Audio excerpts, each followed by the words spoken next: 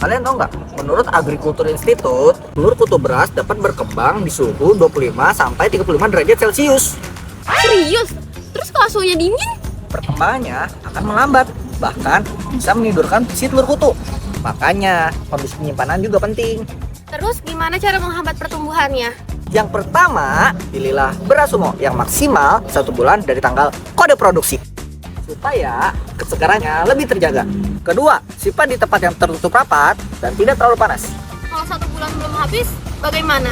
Bisa juga disimpan di dalam kulkas. Berarti cara pilih dan cara simpannya sama-sama penting. Jangan cuma beli, cara simpannya harus diperhatikan. Kalau kalian mau beli beras sumo dan menemukan tanggal kode produksi yang lewat 2 bulan, tolak!